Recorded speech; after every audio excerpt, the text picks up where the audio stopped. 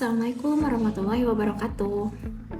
Teman-teman, pernah nggak sih kalian bayangkan bagaimana Islam mengatur urusan bisnis dan ekonomi? Ternyata, jauh sebelum konsep ekonomi modern lahir, Al-Quran dan hadis sudah memberikan prinsip-prinsip dasar yang sangat relevan. Bahkan sampai hari ini, salah satunya adalah tentang keadilan dalam bermuamalah dan kemitraan usaha yang saling menguntungkan. Untuk kali ini, kita akan menyelami salah satu prinsip ekonomi Islam yang sangat progresif, yaitu tentang kemitraan usaha yang adil. Kita akan merujuk pada dua panduan utama. Yang pertama, Quran Surat An-Nisa ayat 29 yang menjadi fondasi hukum, dan sebuah hadis tentang muqaradah atau mudharabah yang merupakan contoh praktisnya. Untuk bagian pertama, tafsir Quran Surat An-Nisa ayat 29 tentang larangan memakan harta dengan cara yang batil. Allah Subhanahu wa taala berfirman, A'udzubillahi minasyaitonirrajim. Bismillahirrahmanirrahim. Ya ayyuhallazina amanu la taqulu amwalakum bainakum bil batil illa an takuna tijaratan an taradim minkum wala taqtulu anfusakum innallaha kana bikum rahima. Yang artinya, wahai orang-orang yang beriman, janganlah kamu saling memakan harta sesamamu dengan jalan yang batil atau tidak benar, kecuali dalam perdagangan yang berlaku atas dasar suka sama suka di antara kamu. Dan janganlah kamu membunuh dirimu, sesungguhnya Allah Maha Penyayang kepadamu. Penjelasan tentang Quran Surat An-Nisa ayat 29 ini adalah ayat ini diawali dengan panggilan penuh kasih dari Allah Subhanahu wa taala yang bunyinya ya ayyuhallazina amanu, yang artinya wahai orang-orang yang beriman. Ini menunjukkan bahwa aturan ini adalah fondasi bagi komunitas yang saling percaya. Kemudian dilanjutkan dengan kata-kata larangan inti yang bunyinya la taqulu amwalakum bainakum bil batil, yang artinya jangan saling memakan harta dengan cara yang batil. Kata memakan di sini sangat kuat, artinya menggunakan, menguasai atau mengambil harta orang lain.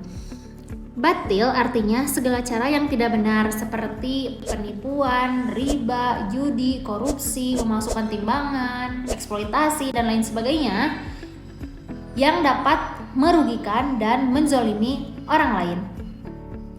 Ayat ini pun dilengkapi dengan pengecualian yang adil yang bunyinya illa ang takuna tijaratan ang taradim minkum, yang artinya kecuali dalam perdagangan yang suka sama suka di antara kamu.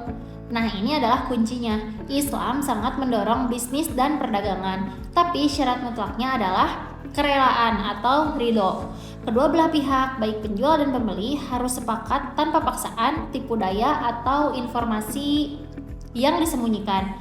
Prinsip transparansi dan keadilan menjadi dasar dalam menjalankan bisnis dan perdagangan dalam Islam. Kemudian ditambah juga dengan larangan lainnya yang bunyinya wala taqtulu anfusakum, yang artinya dan janganlah kamu membunuh dirimu. Maksudnya di sini bisa ganda membunuh dirimu itu. Larangan bunuh diri secara fisik atau membunuh diri secara ekonomi dan sosial dengan cara terlibat dalam praktik batil tadi. Misalnya berhutang dengan riba bisa membunuh masa depan kita. Kemudian melakukan kecurangan timbangan atau menyembunyikan cacat produk yang akan menghilangkan kepercayaan pelanggan, yang secara otomatis akan mematikan rantai perekonomian antara penjual dan pembeli.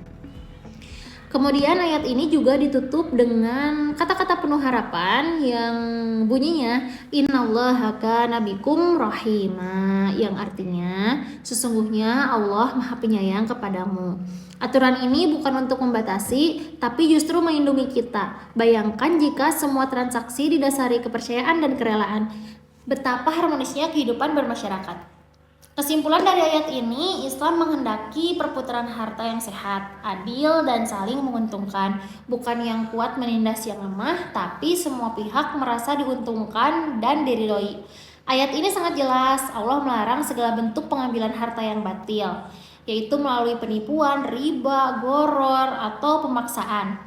Satu-satunya jalan yang dibenarkan adalah tijaratan ang tarodim minkum, yaitu perniagaan yang dilandasi atas dasar kerelaan bersama. Ini adalah prinsip dasar kontrak dalam Islam. Suka sama suka, transparansi, dan adil. Tanpa ini transaksi apapun menjadi cacat secara syariah.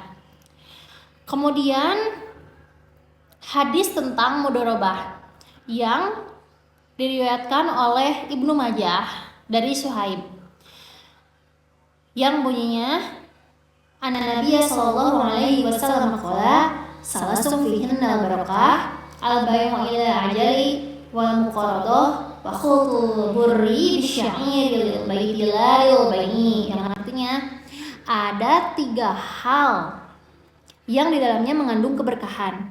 Yang pertama, jual beli secara tangguh. Yang kedua, muqaradah atau mudharabah.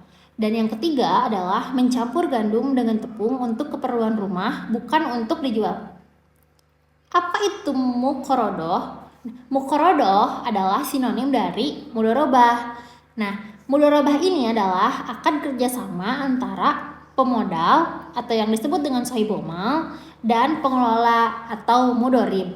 Pemodal menyediakan 100% modal dan pengelola menyediakan 100% tenaga dan keahlian.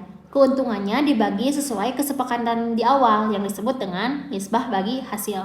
Jika rugi, pemodal menanggung kerugian modal, dan jika rugi juga, pengelola juga menanggung kerugian tenaga dan waktunya. Ekonomi Islam itu bukanlah sistem yang kaku, justru ia sangat dinamis dan manusiawi. Ia melindungi yang lemah, mengatur yang kuat, dan mendorong kolaborasi yang saling menguntungkan. Konsep mudharabah atau muqaradah ini adalah bukti bahwa Nabi Shallallahu Alaihi Wasallam adalah seorang pembaharu ekonomi sejati. Mulai dari patungan, bisnis kuliner, investasi syariah, hingga proyek startup, prinsip mudharabah ini masih sangat relevan. Kuncinya komunikasi yang jelas, akad yang transparan, dan bagi hasil yang adil. Dengan begitu, setiap bisnis yang dijalankan bukan hanya mencari keuntungan duniawi, tapi juga meraih keberkahan karena mengikuti petunjuknya.